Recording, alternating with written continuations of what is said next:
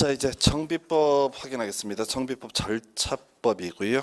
총 6문제가 출제가 되는데 일반적으로 수험생들 3문제 내외 맞출 만한 문제가 주로 출제가 되고 있습니다. 그래서 자, 교재 이제 123페이지부터 봐야 되는데 전체 그림 먼저 간단하게 확인을 하고 가겠습니다. 그래서 자, 정비사업의 절차라고 하는 거 제일 먼저 나오는 것이 정비 기본 계획의 수립 이렇게 되어 있습니다. 그래서 어떻게 정비사업 하겠다라고 하는 큰 틀의 그림을 정비 기본 계획이라 부르게 될 것이고요. 자, 그리고 나서 자, 구체적으로 재개발 재건축할 때 건폐일 용적률 등 얼마까지 허용해 주겠다 라고 하는 거 시군구청장 등에 의한 정비 계획의 수립 이렇게 되어 있고요. 그리고 자, 이 정비 사업을 할 지역을 지정하는 거 이걸 우리가 정비 구역의 지정 이렇게 얘기합니다. 그래서 이 정비 기본 계획 뭐 이제 요건 따로 노는 거고 정비 계획 그다음에 정비 구역 관련해서 대강의 윤곽을 제시하는 것을 정비 기본 계획이라 부르고요. 이 정비 기본 계획에 대응해서 정비 계획과 정비 구역이 구체적으로 어떻게 정비 사업을 하겠다라는 큰 틀의 아주 구체적인 그림이 되겠습니다. 그래서 이렇게 이제 정비구역 지정되면 정비사업 여기서 이제 원칙적으로 하게 되죠. 자, 이때 시행자의 문제가 나오게 될 텐데 그때 시행자 주로 정비사업 조합이 중심축이 됩니다. 근데 경우수가 겁나 많아서요. 다 외울 수는 없고 어차피 시험 문제에서는 조합 위주로 출제가 되게 됩니다. 자, 이렇게 정비사업을 하면서 시행자가 첫 번째 해야 될 것이 건설계획 바로 사업 시행 계획의 작성 이렇게 되어 있습니다. 그래서 어떻게 신도시 건설하겠다, 자, 어떻게 재개발 재건축하겠다, 몇 세대 아파트를 짓겠다라고 하는 계획을 사업 시행 계획의 작성 이렇게 얘기를 합니다. 그리고 이런 사업 시행 계획을 확정 짓는 것을 사업 시행 인가라는 표현을 써요. 자, 우리 앞에서 도시개발법에 있어서는 실시 계획의 작성 그리고 이걸 확정 짓는 것을 실시 계획의 인가라고 불렀어요. 자, 그런데 정비법에서는 자, 정비 사업의 시행 계획 몇 세대 아파트를 건설할 것인가 하는 게 이거 사업 시행 계획이라는 표현 쓰고요. 확정 짓는 것을 사업 시행 인가라고 부르게 됩니다. 자, 그리고 나서 이 만들어진 아파트 누구한테 분양을 할 것인가라고 하는 거 이걸 우리가 관리 처분 계획이라는 용어를 쓰게 됩니다. 그리고 요 확정 짓는 것을 관리 처분 계획의 인가 또는 이제 보통 줄여서 관리 처분 인가 이런 표현을 쓰기도 합니다. 그래서 자, 우리가 도시개발법에서는 땅을 어떻게 나눠주겠다라고 하는 계획을 환지 계획이라는 표현을 썼었고요. 요 확정 짓는 것을 환지 계획의 인가라고 불러봤습니다. 한편 자, 우리 정비법에서는 용어 자체가 관리 처분 계획의 작성 그리고 관리 처분 계획의 인가라고 부르게 될 것이고요. 예, 이때부터 이제 착공의 문제가 발생되게 됩니다. 착공의 문제가 발생이 되게 될 것이고요. 예, 그리고 나서 자, 세월을 넣어서 아파트가 다 건설이 되게 되면 아파트 분양해 드리겠습니다라고 공사 끝났습니다라고 발표하는 것을 준공인가라고 부릅니다. 그래서 도시개발법에서는 도시개발 사업이 다 끝나면 자, 준공검사라는 절차를 거쳐서고요. 용어만 다릅니다. 그래서 준공인가라고 하는 것. 그래서 준공인가가 있으면 아파트가 다 완성이 됐다라는 의미를 가지고 있고요. 그리고 나서 이제 우리가 도시개발법에서는 환지처분 공고라는 표현을 썼는데 비해서 정비법에서는 소유권 이전에 드리겠습니다 라고 하는 이전의 고시라고 하는 것을 하게 됩니다. 그래서 상당히 절차가 길어 보이는데 앞에 이제 정비구역 지정까지 정비구역 지정되면 정비사업 한다. 이게 기본 축이고요. 자, 사업시행 인가 건설계획 확정이고요. 그다음에 공급계획의 확정을 바로 관리처분계획의 인가라고 부르게 될 것이고요. 그리고 공사 다 끝났다. 즉 인가된 사업 시행계획에 따라 공사가 제대로 끝났다라고 확인하는 것을 준공인가 그리고 인가된 관리처분계획에 따라서 자, 분양해 드리겠습니다라고 발표하는 것을 준공인가 이전의 고시라고 표현합니다. 해서 우리가 이제 도시개발법 할 때는 모든 권리관계 이전 확정 환지처분 공고일의 다음 날 이렇게 돼 있었고요. 정비법에서는 바로 이전의 고시일의 다음 날 모든 권리관계가 이전 확정된다 해서 이게 이제 소위 이제 일반적인 정비법에서 다루고 있는 정비 사업의 절차 되겠습니다. 그래서 자, 우리 교재 이제 123페이지 보게 되면 지금 설명드린 내용 전체 윤곽이라고 하는 것을 제시를 해놨고요. 관련 문제 16회 때 한번 문제 구성이 됐는데 요즘엔 잘 안 내는 문제고요. 일단 전체 그림 봐야 돼. 정비구역 지정하고요. 그 다음에 사업시행 인가, 그 다음에 관리처분계획 인가, 그리고 준공 인가, 그리고 이전의 고시, 이런 절차에 따라서 정비사업이 이루어집니다. 그래서 이런 전제 하에서 제일 먼저 이 124페이지 정비 기본 계획의 수립이라고 해서, 자, 이게 제일 짜증나는 파트 중에 하나가 이 기본 계획 파트입니다. 그래서 별 내용 자체가 없는데 문제는 시험 지문에 가끔 단독으로 출제하는 그런 영역이 되겠습니다. 그래서 한 두세 개 정도 쟁점 가지고 그냥 요걸로 이제 끝내야 될 그럴 영역이고요. 먼저 이제 정비 기본 계획의 수립에서요. 자, 특별시, 광역시, 특별자치시, 그리고 대도시의 시장은 기본 계획을 수립해야 된다라고 되어 있고요. 저희서 논의 대상 주로 쟁점이 되는 것은 대도시가 아닌 시가 문제가 됩니다. 그래서 대도시가 아닌 시, 도 밑에는요 시가 있는데 그 중에서 인구 50만 이상의 도시를 대도시라고 부르게 될 것이고요.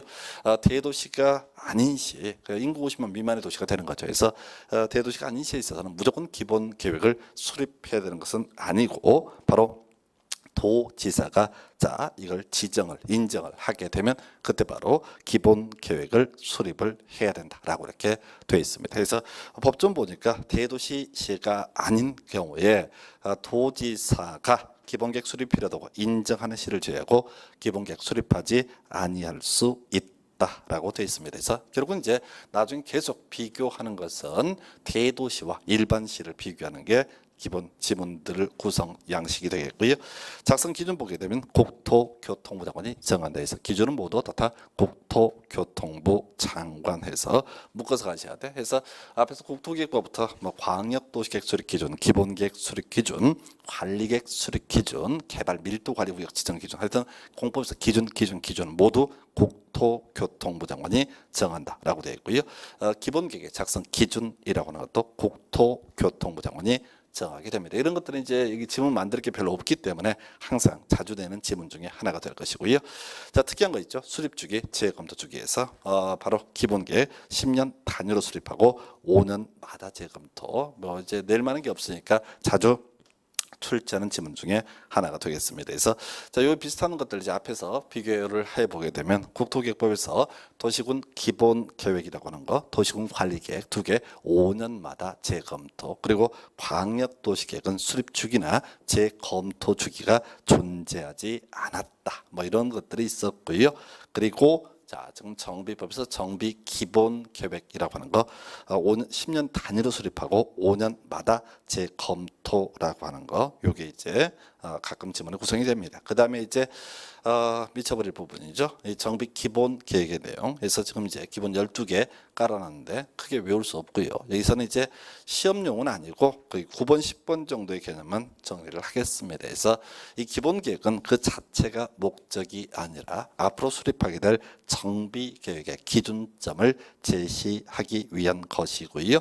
그래서 거의 9번 보니까 자, 정비 예정 구역의 계략적 범위, 10번 보니까 정비 예정 구역별 정비 계획 수립 시기 뭐 이런 것들을 제시를 하고 있습니다. 그래서 자, 결과적으로 기본 계획을 보면은 언제 정비 계획을 수립하게 될 것이다. 그리고 어디에다가 정비 구역을 지정하게 될 것이다 라는 대강의 윤곽을 제시하는 것이 바로 정비 기본 계획이 될 것이고요.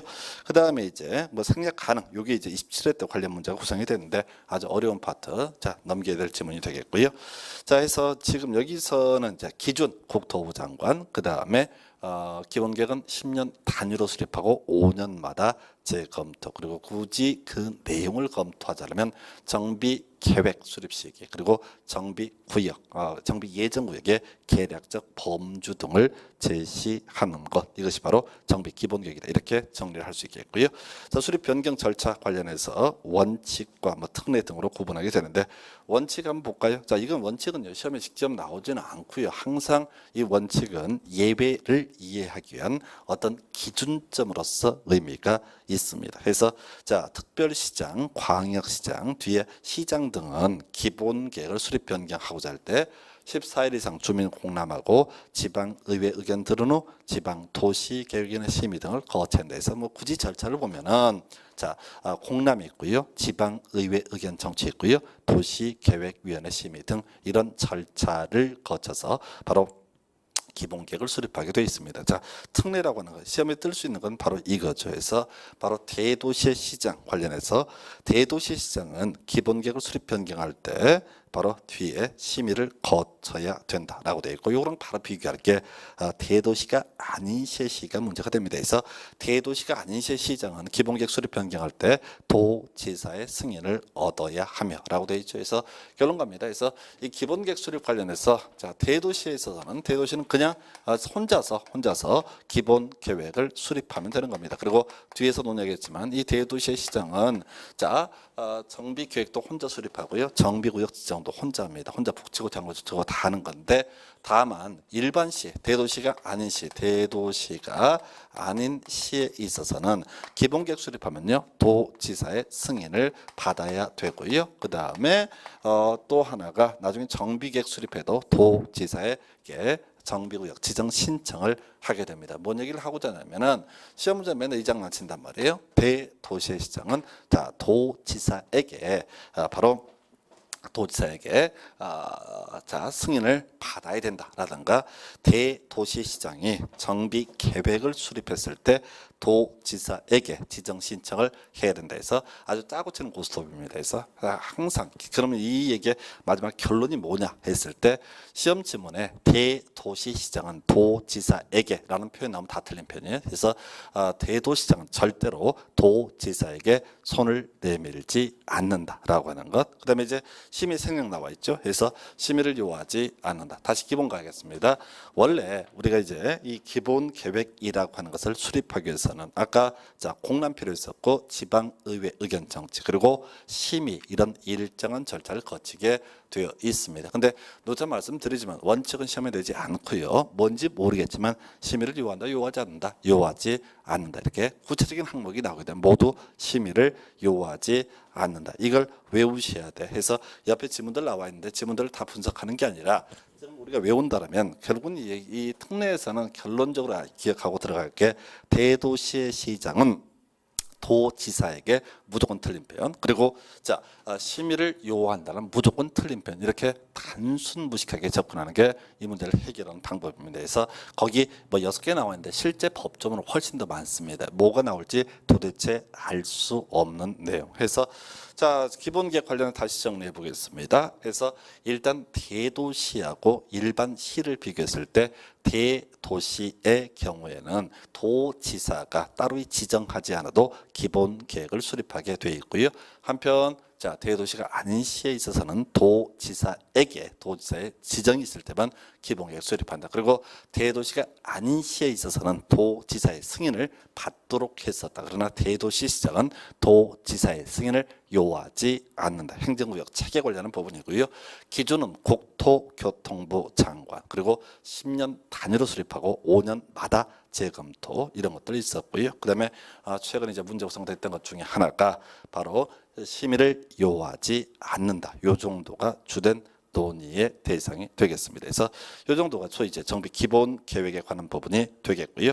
그 다음에 이제 교재 125페이지 하단부 정비 계획의 수립 그리고 정비구역 지정 보게 될 텐데 거의 문제 구성 안 됩니다. 지금 이제 얘기는 하긴 하는데 거의 문제 구성이 되지 않아요. 왜? 법조문이 너무 길고 구질구질해요. 그리고 내릴 게 겁나 많거든요. 그래서 여기는 이제 시군구청장, 법조문에서 시장 군수 구청장이라는 표현을 쓰는 경우도 있고 시장 군수라는 표현도 쓰는 경우 있는데 어찌됐든 간에 우리가 이제 해석을 할 때는 정비 계획을 수립하는 것은 시군 구청장이라고 하는 게 기본 골격이에서 자, 뭐 서울시 동작구다. 그럼 동작구청장이 정비 계획을 수립한다라고 이렇게 봐야겠고, 정비구역 지정은 시 도지사이기 때문에 뭐 서울특별시장이라든가 경기도지사 이런 사람들이 정비구역을 지정을 하게 됩니다. 그리고 굳이 이제 출제 포인트로 삼을 것은 대도시시장 앞에서 정비 기본계획도 혼자 수립하고요, 정비 계획도 혼자 수립하고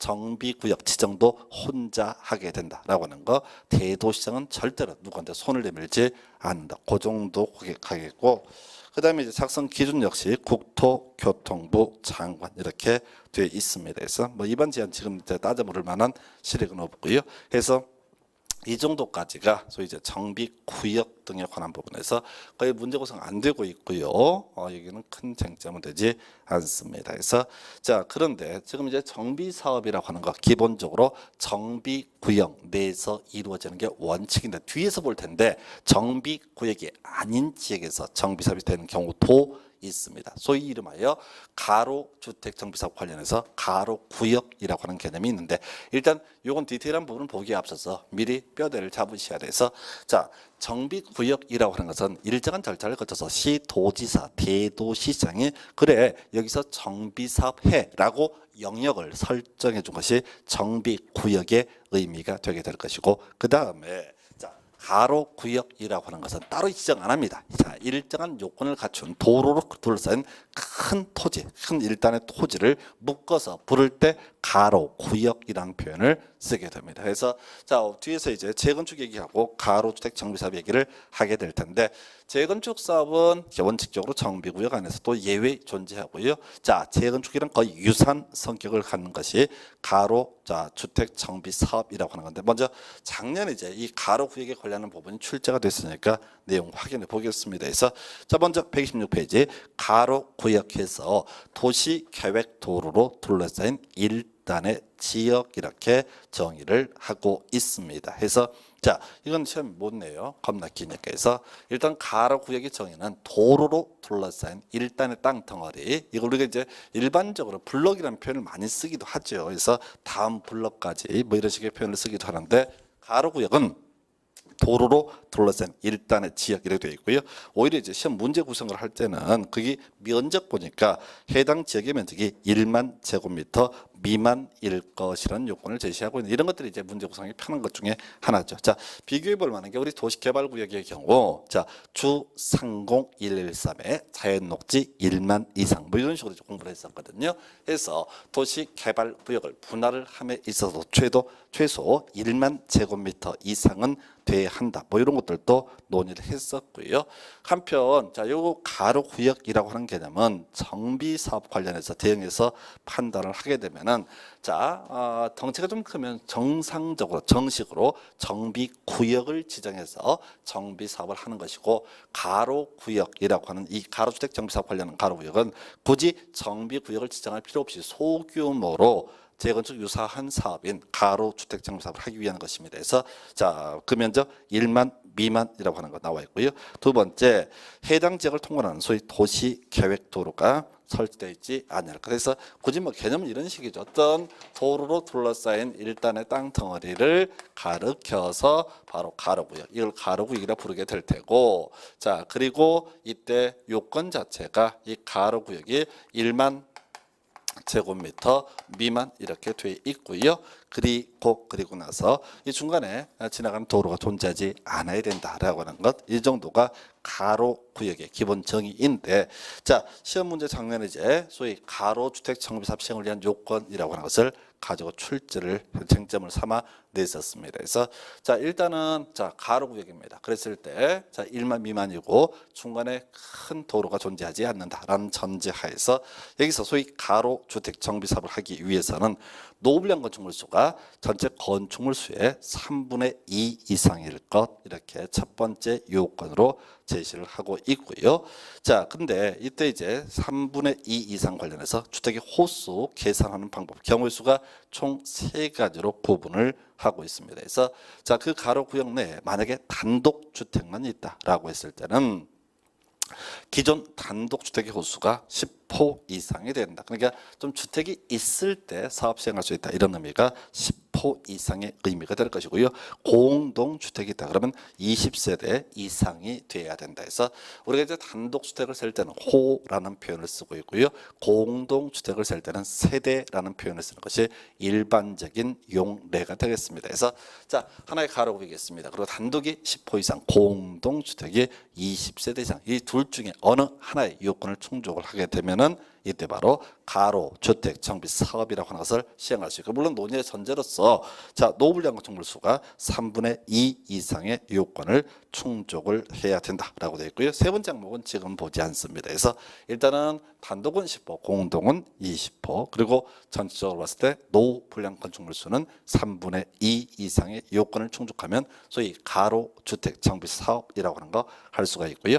자, 그리고 이제 거의 3번 내용, 요게 이제 뭐냐면 가로 주택 정비 사업에 대해서는 정비 기본 계획, 정비 계획, 그다음에 정비 구역에 관한 규정을 적용하지 아니한다 해서, 원래 이제 그렇습니다. 지금 얘기가 가로주택 정비사업 처음에 나오면서 약간 어긋나고 있는데, 기본 구조는 정비 사업이라고 하는 것은 우리 정비법의 기본 구조는 기본 계획 수립하고요, 정비 계획 수립하고요, 정비 구역 지정, 이게 이제 일반적인 흐름으로 보는 거죠. 그런데 바로 뭐는 이 가로주택 정비 사업이라고 하는 것은 지금 정비법에서 주된 줄기로 제시하고 있는 기본 계획이라든가 정비 계획, 그다음에 정비 구역 이런 내용들 아예 적용을 하지 않습니다. 그래서 일단은 최근 문제의 쟁점, 단독은 10%, 공동주택은 20세대 이상 이런 전제 요건 하에서 노후 불량 건축물 수가 3분의 2 이상의 요건을 갖추게 되면 그 가로 구역 내에서 소위 가로 주택 정비 사업을 시행할 수 있다. 요 정도까지 보겠고요.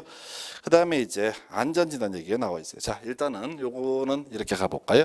우리가 이제 정비 구역이 지정되면 조금 이따 이제 확인하게 될 텐데, 정비 사업의 시행이라고 하는 것이 기본 볼격이에요. 정비 사업은 기본적으로 정비 구역 내에서 이루어지게 됩니다. 그래서 이 정비사업의 종류라고 하는 게 주거 환경 개선 사업이라고 하는 것이 있게 될 것이고요. 두 번째 뭐 주택 재개발이라고 하는 것 뒤에 나올 거니까 미리 한번 쓰는 거야. 다 순서를 좀 하나 더 추가해야 되는구나.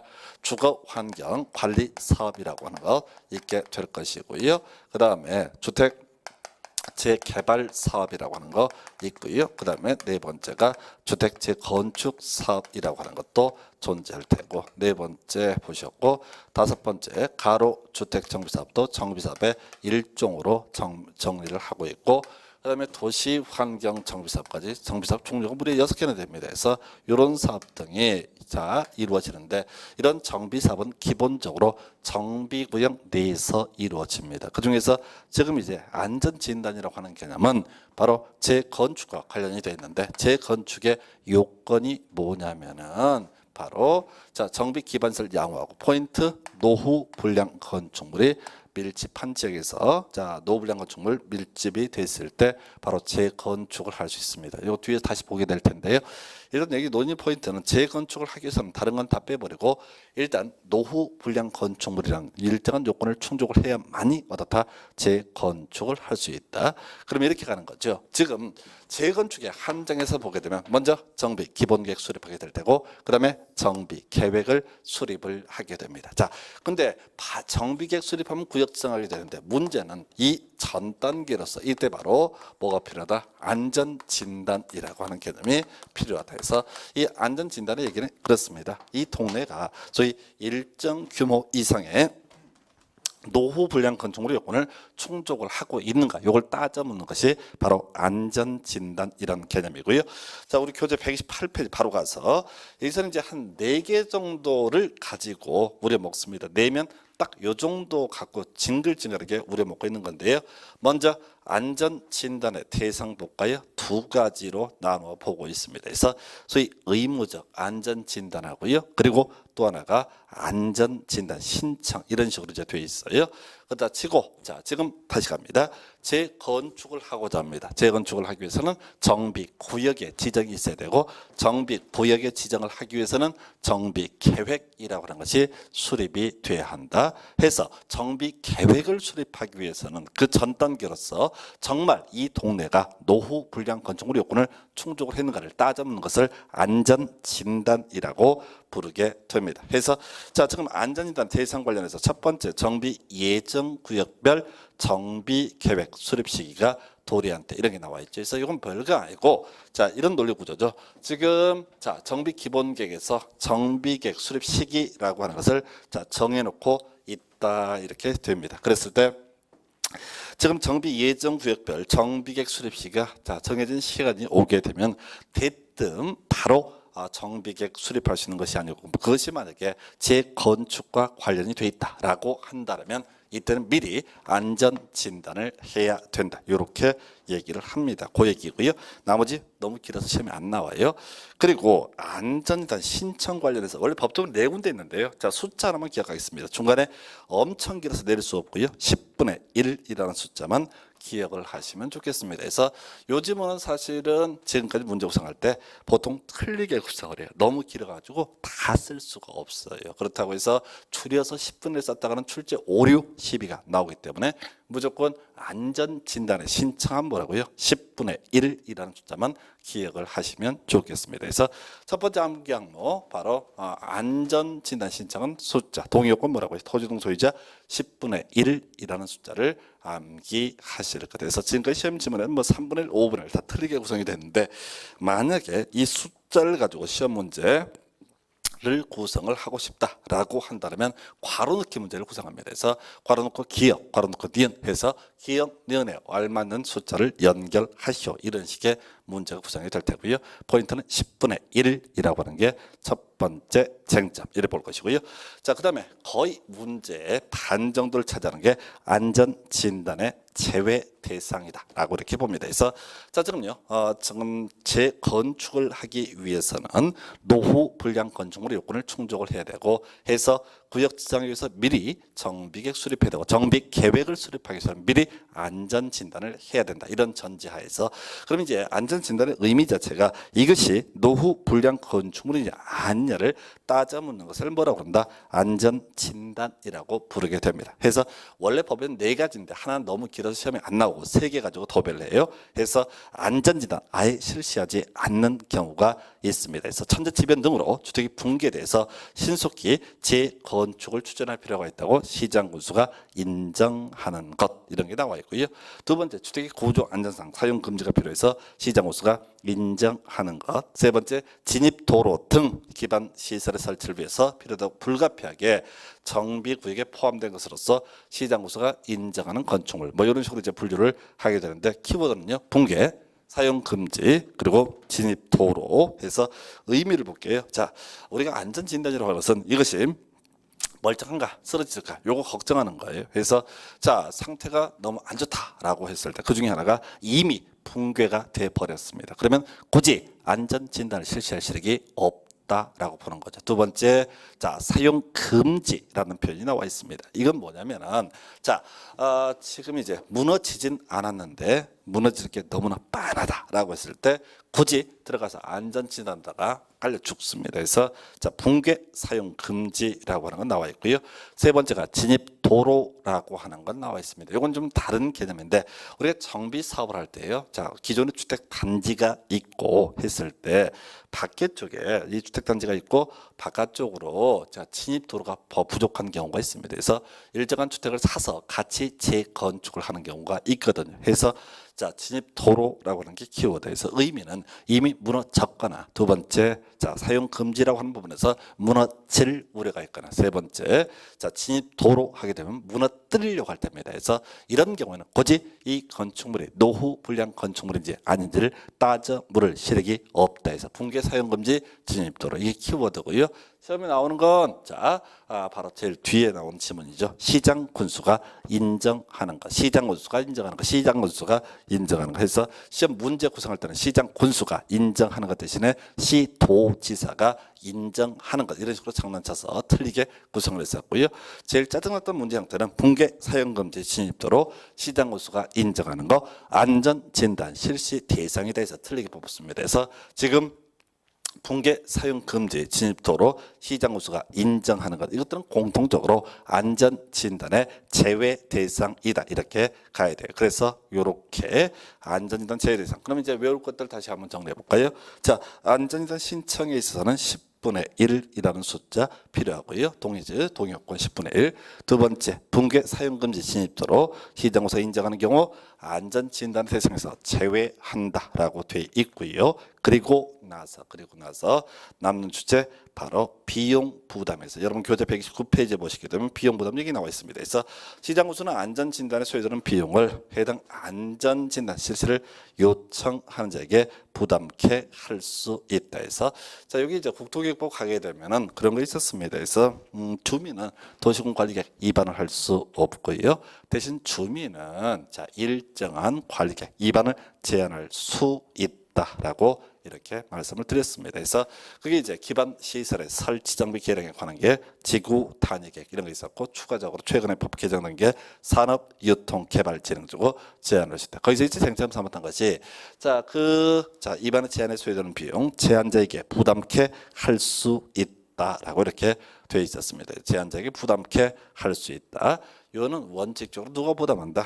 위반자가 부담하는데 제한자에게 부담케 할 수 있다. 똑같은 구조입니다. 그래서 지금 이 안전진단에 드는 비용 원래는 시장 군수 등이 부담을 해야 함이 원칙입니다. 다만 바로 누구에게 요청하는 자에게 부담케 할 수 있다. 그래서 무리한 제한을 하는 걸 막기 위한 그런 조치로 볼 수가 있습니다. 나머지는 뭐 큰 쟁점 되지 않고요. 거기 재건축 실시 결정까지 하나 볼까요? 시장 구조는 안전 진단의 결과 도시 군 계획 지역 여건 등을 종합적으로 검토해서 정비계획 수립 등 재건축 시행 여부를 결정해야 된다. 해서 자 요거 이제 전체 그림 봐야 되는데 이 정비법에서 정비구역 지정을 제외하거든요. 대부분이다 시장구수 또는 시장구수 구청장 법조문에서 시장 군수가 됐든 시군 구청장이 됐든 다 동일한 사람으로 해석하시면 됩니다. 그래서 이제 법조문에서 특별자치시장, 시장구수구청장을 이하 시장 군수로 한다. 이런 식으로 이제 약어를 쓰고 있기 때문에 큰 문제는 되지 않을 것이고요. 그래서 정비법에서 시장구수, 시군구청장은 동일한 의미로 해석을 해야 됩니다. 그 정도가 되어 있고요. 마지막 나와 있는 주제 중에 하나가 정비구역 해제에서 소위 의무적 해제 사유가 있고요. 여러분 교재 몇 페이지? 130페이지 재량적 해제 사유가 있습니다. 이거는 그런 식이에요. 이 의무적 해제 사유는 그 양이 너무 방대해서 사람이 외울 수가 없습니다. 너무 양이 방대해서 외울 수가 없고요. 그러면 이제 굳이 찜찜하면 재량적 해제 사유 요 정도 외우시는 거예요. 그래서 전에 시험에서는 소위 의무적 해제 사유가 출제가 한번 됐던 적이 있는데 아까 제가 지적을 할 때 이 정비법 중에서 보통 1년에 6문제 중에서 3문제 맞추면 합격한다 하면 지장이 없습니다. 그래서 보통 나머지 3문제 흔들어 줄 때 학원 강사도 쉽게 풀기 어려운 그런 문제 형태들입니다. 그래서 문제는 그 합격을 위해서 공부를 하신다라고 할 것 같으면은 뭐냐면은 이렇게 접근을 하셔야 돼요. 그래서 쉬운 것들은 잘 맞추고 어려운 것들을 찍어서 넘긴다라는 마음으로 가셔야 됩니다. 근데 보통 공부하는 분들이 죽기 사기로 하죠. 죽기 사기로. 이것도 한번 해보고 저것도 해보고 해서 실제 공부량이 한 100페이지다. 그러면 이제 한 3페이지를 그렇게 뒤지게 공부한 다음에 그때 접죠. 그래서 그게 앞에 책만 더럽게 덮고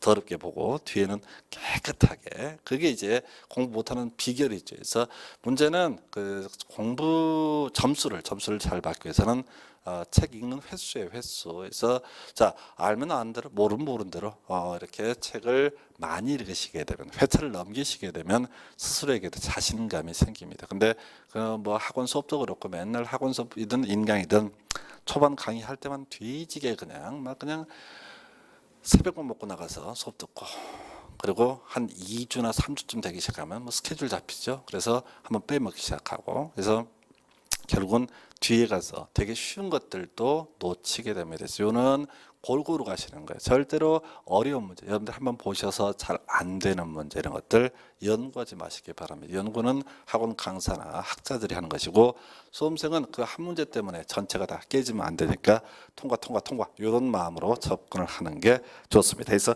여러분 교재 130페이지에 재량적 해제 사유에 정비사업 시행에 따른 토지 등 소유자의 과도한 부담이 예상되는 경우 그다음에 두 번째 정비 예정구역 또는 정비구역 추진 상황 등으로 보아 지정 목적 달성할 수 없다고 인정되는 경우 조선 말입니다. 큰 의미 없어요. 이런 것들을 가지고 뚜루뚜루 쳐다봐봤자 의미가 없습니다. 그래서 자 오히려 포인트는 3번인가요? 토지 등 소유자 100분의 30 이상의 정비구역 해제를 요청하는 경우에서 딸랑 하나 외울 거예요. 굳이 낸다라는 쟁점 하나밖에 없습니다. 그래서 토지 등 소유자 30% 이상이 요청하는 경우 경우 이들은 정비구역 해제할 수 있다. 요 정도까지만 기억하시면 좋겠습니다. 거의 나올 확률은 낮고요.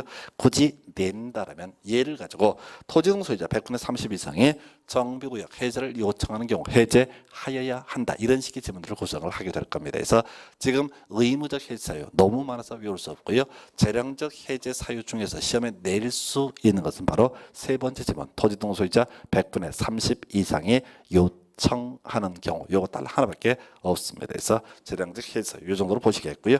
자 여기까지가 조금 이제 앞부분이고 그다음에 시험에 출제되는 비중이 좀 낮고 좀 그런 부분이에요. 그래서 좀 비우시고 대신 이제 131페이지부터 정신 바짝 차려서 정확하게 외우셔야 됩니다. 그래서 자 정비구역 지정 효과 이미 이제 한번 제가 쭉 정리를 해봤는데 기본적으로 정비구역이 지정이 되게 되면 정비사업 이루어집니다. 그 다음에 두 번째가 도시군 관리계획 의제 요즘에 큰 쟁점 안 되고 있고요. 세 번째가 개발 행위라고 하는 거 해서 총 세 가지 축으로 이루어져 있습니다. 그래서 이 얘기는 우리 앞에서 그런 거 있었죠. 도시개발구역 지정의 효과라고 했을 때 도시개발구역 지정되면 첫 번째 쟁점으로서 도시개발사업의 시행, 두 번째 바로 도시지역 지구단위 계획구역 의제, 다만 취락지구 등은 그러하지 아니하다 이런 게 있었고요. 세 번째가 개발 행위 허가 이렇게 되어 있어요. 그래서 정비구역도 거의 동일한 논리 구조로 되어 있습니다. 그래서 자 근데 도시개발 사업과 다르게 정비사업은 상당히 종류 자체가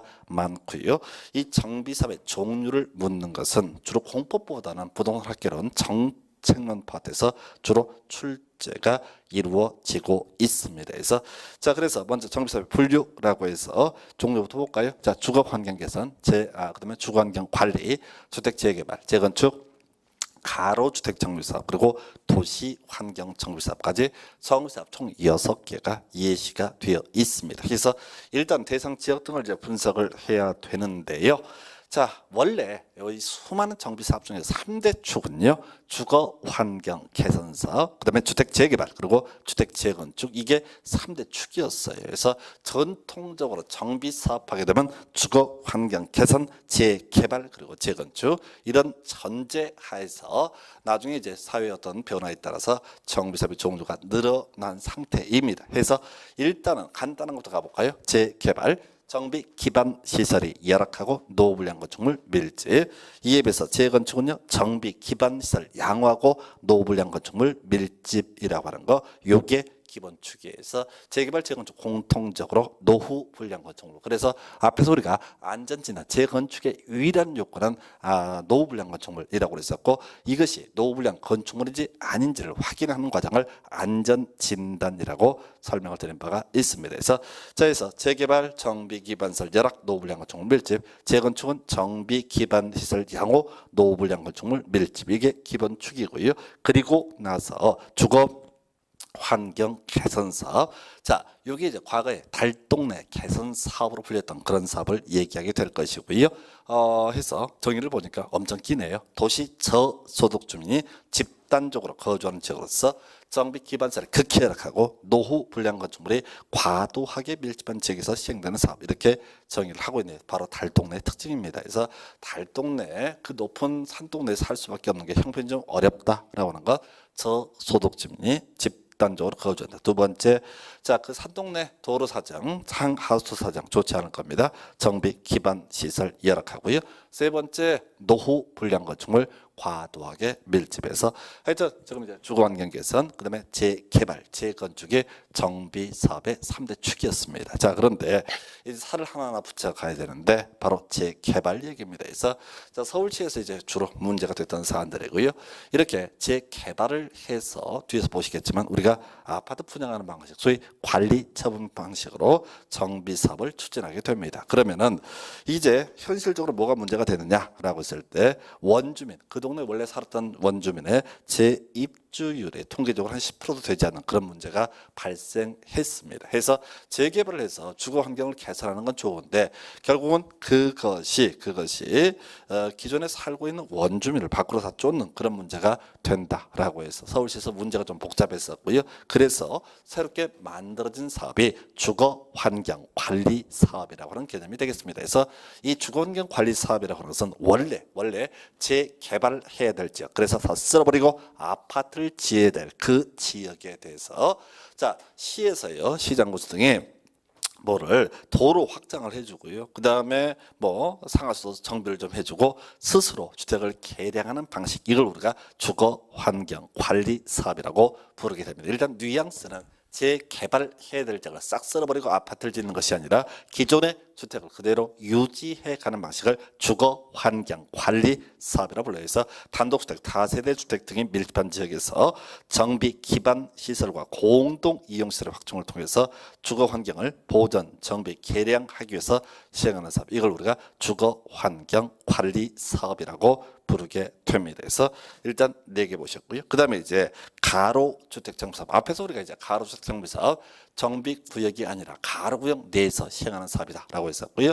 일단 논의 구조는 그렇습니다. 해서 이 가로주택 정비 사업이라고 하는 것은 거의 재건축과 유사한 형태의 사업을 얘기하게 되고요. 해서 정의 보니까 노블량 건축물이 밀집한 가로 구역에서 종전의 가로 구역을 유지하면서 소규모로 주거 환경을 개선하기 위해서 시행하는 사업. 그래서 앞에서 우리가 가로 구역 요건이 1만 제곱미터 미만이다 이런 얘기를 했었거든요. 그래서 소규모다 이런 뉘앙스고 다만 이 가로 주택 정비 사업의 경우에는 주로 뭐다 바로 재건축과 거의 유사하게 취급한다. 이렇게 기억을 했으면 좋겠습니다. 그 다음에 나오는 것이 도시환경정비사업. 이거 뉘앙스로 가셔야 돼. 그래서 지금 주거환경 개선, 주거환경관리, 재개발, 그 다음에 또 뭐가 있었죠? 재건축, 가로주택 정비사업까지 이런 정비사업 등은 기본적으로 주택과 연계가 되어 있고요. 도시환경 정비사업은 상가 재건축, 공장 재건축을 가리켜서 바로 도시환경 정비사업이라고 부르게 됩니다. 그래서 요렇게 해서 대상 지역 보셨고요. 자, 요즘에는 워낙 쉬워서 잘 안 내는데 부동산 학계론 27회던가요? 그때 바로 주거 환경 관리 사업의 정의를 가지고 출제가 한번 이루어졌었고요.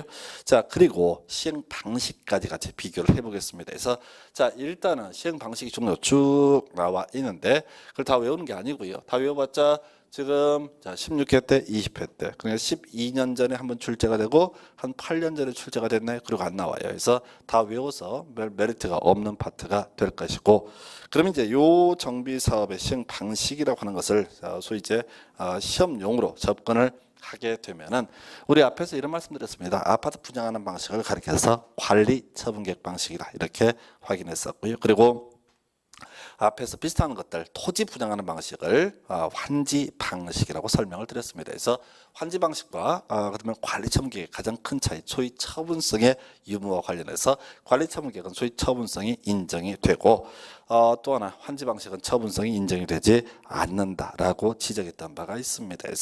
그래서 우리 이제 행정법 전공하는 선생님들은 이 출제민들 행정법 전공 선생님들인데 낼 때 아는 게 이제 나머지 모르고 관리 처분하고 그다음에 환지 2개밖에 모릅니다.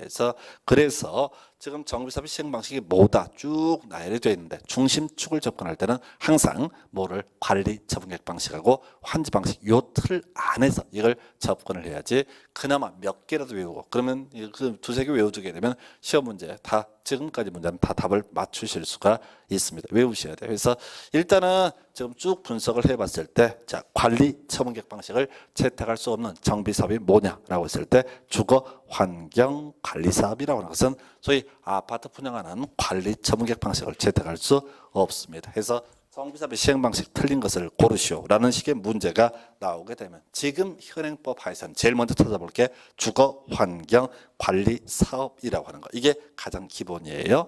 자 한편 이 환지 관련해서는 우리 정비법에서는 도시개발법 규정을 준용한다 이런 식으로 이제 표현을 하고 있는데요.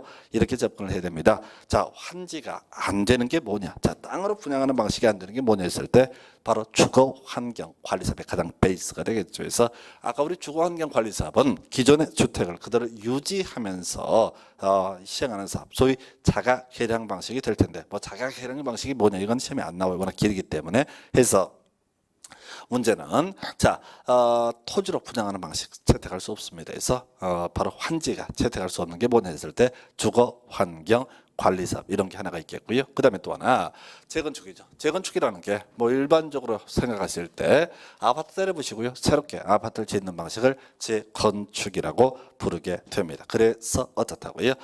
우리가 재건축할 때요. 땅 다 아파트 때려보시고 나서 토지 10평씩 분양해서 뭐 주말 체험용농하고 이런 경우 존재하지 않습니다. 그래서 자, 재건축은 어떤 방식? 환지 방식을 채택할 수 없다라고 하는 거 요렇게 얘기를 하고요. 자, 그리고 앞에서 바로 가로주택 정비 사업이라고 하는 거.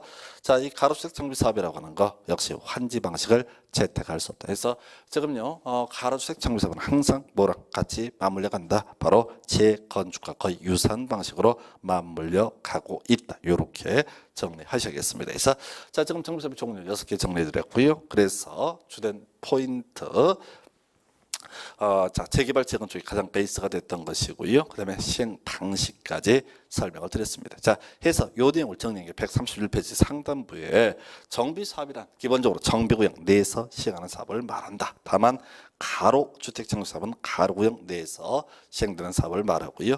그 다음에 자, 지금 이제 재건축 따로 색깔을 입혀놨는데 재건축에 있어서는 정비구역이 아닌 구역에서 시행하는 재건축을 포함한다라고 해서 이런 논리 구조입니다. 그래서 우리가 정비사업이라고 하는 거 지금 자, 정비구역이라고 하는 것이 지정이 됐다라고 했을 때 자, 나머지 정비사업은 다 정비구역 안에서 이루어지는데 가로주택 정비사업은 어디에서 자, 도로로 둘러싼 일단의 땅덩어리 가로 구역 내에서 이루어지는 것이 가로주택 정비사업. 그래서 앞에 볼 것처럼 이 가로주택 정비사업에 대해서는 정비기본계획, 정비계획, 정비구역 등에 관한 규정을 적용하지 않는다라고 했었고요.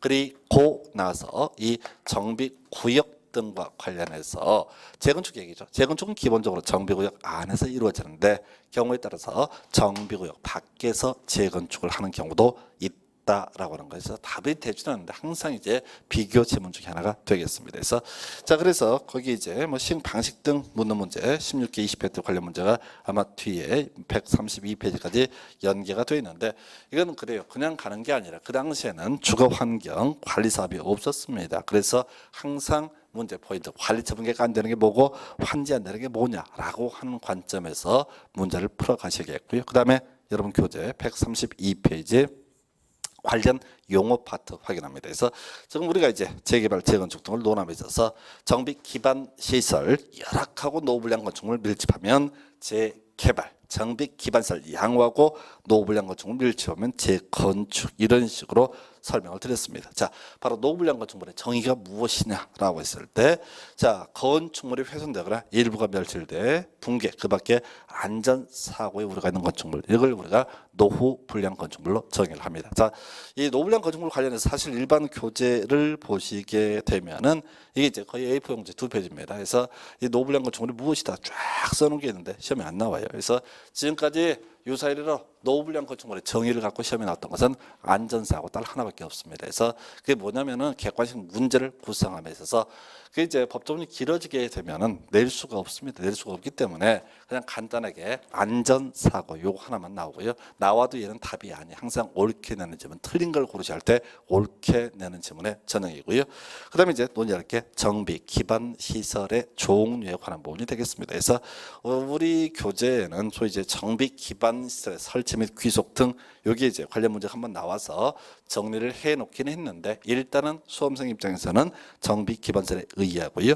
그 오른쪽 페이지에 공동 이용 시설에 의의. 자, 이 두 개를 비교하는 게 기본적인 출제 기술이 되겠습니다. 그래서 자, 정비 기반 시설이 무엇이냐라고 하는 종류를 이제 외우셔야 되는데 요거는 이제 저기부터 시작해야 되죠. 기반 시설이 뭐냐라고 하는 거 바로 어디에서 기반 시설의 종류 등을 따져 물었던 것이 국토계획법에서 개발 밀도 관리구역 이런 게 있었습니다. 그래서 이 개발 밀도 관리구역 기반 시설이 부족하고 설치가 곤란했을 때 하는 건 뭐가 된다? 개발 밀도 관리구역 이렇게 봤었죠. 그래서 그러면 이제 기반 시설 부족 설치 곤란 도대체 기반 시설의 종류가 뭐냐라고 했을 때 도로 상하수도학교 2년 20% 이런 식으로 공부하시면서 그 당시 했던 얘기가 기반 시설의 베이스 기초값이라고 하는 것은 도로와 상하수도, 도로와 상하수도가 바로 기반 시설의 업종이다라고 이렇게 되어 있습니다. 그래서 자 정비 기반 시설도 동일한 논리 구조로 가는 거예요. 도로와 상하수도부터 얘기가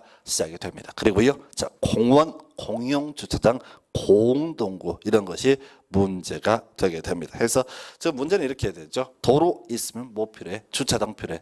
이 주차장을 우리는 공용 주차장이라고 부르기로 하자. 자, 그다음에 상하수도 있으면 같이 필요한 게 뭐라고요? 상하수 담을 수 있는 큰 관 바로 공동구라고 하는 거 필요하고요. 그다음에 마지막 공원. 그래서 골치가 아픈 게 공원, 공용 주차장, 공동구라고 하는 거.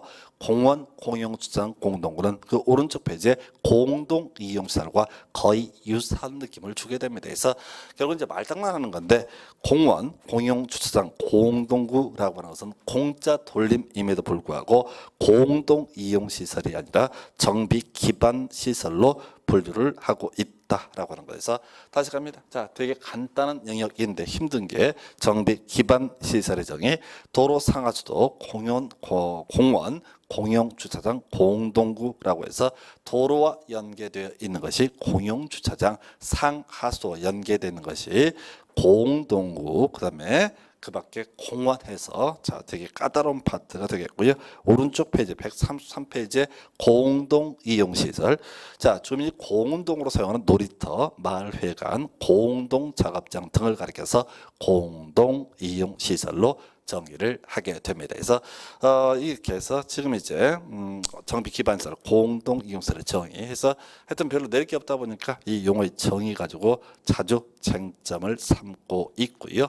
그다음에 그 대지라든가 주택단지는 시험 지문에 출제가 된 만이지만 답이 될 만한 영역은 아닙니다. 무조건 우리가 기억하고 가야 될 것은 정비 기반 시설과 공동 이용 시설의 분리, 요 개념상 용어의 정의 가지고 출제가 되고 있고요. 그 외 133페이지 우리 두 번째 도시자 바로 정비구역 지정의 효과라고 해서 도시군 관리계획의 결정과 실지에서 요즘에 안 나옵니다. 그래서 이 정비구역은 그냥 지구 단위 계획구역으로 본다 해서 앞에서 도시개발구역, 도시지역, 지구단위계획구역으로 결정, 고시된 것으로 본다 이런 거 있었고요. 정비구역이라고 하는 거 지구 단위계획구역으로 결정, 고시된 것으로 본다라고 하는 거 이렇게 확인했습니다. 큰 의미 없고요. 자, 그다음에 이제 134페이지 바로 정비구역에서의 개발 행위라고 하는 거 나와 있습니다. 그래서 자, 우리가 이제 국토계획할 때 개발 행위라고 하는 게 건축물의 건축, 공작물의 설치, 토지 연질 변경, 토석 채취, 토지 분할, 물건을 쌓아 놓는 행위 이렇게 6개 금지시켜 놓고 허가와 허용과 통지 등을 비교했던 바가 있습니다. 자, 그리고 도시개발구역 안에서는 이 6개에다가 바로 추가적으로 중목의 벌채와 식재라고 하는 것도 금지가 되고 기본적으로 허가를 받도록 했었지요. 그래서 그 당시에 도시개발법에서 허가상으로 따로 외했던 것이 건축물의 건축, 토지분할, 경작지에서 관상용 중목의 임시식재 그리고 나서 허가 받은 상의 변경 등은 허가를 받아라. 그리고 자 이에 대응해서 재보고재난 수습을 위한 응급조치 그리고 경작을 위한 토지 형질 변경 등은 허가를 요하지 않는다. 이런 식으로 이제 말씀을 드렸었거든요.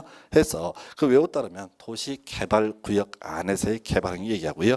정비구역 안에서의 개발행위 얘기 다 똑같습니다. 그래서 이게 문제가 꼭 출제할 때 정비법에서 한번 냈다가 도시개발법에서 한번 냈다. 특히나 요즘에 와서는 주로 정비법에서 출제를 해왔었는데 뭐 이게 도시개발법에서 내든 정비법에서 내든 간에 허가, 허용상 동일한 구조로 되어 있습니다. 그래서 자 이렇게 해서 오늘 이제 정비구역 지정 등에 관한 주제 보셨고요. 다음 시간에는 정비사업 시행자부터 가도록 하겠습니다. 자, 수고했습니다.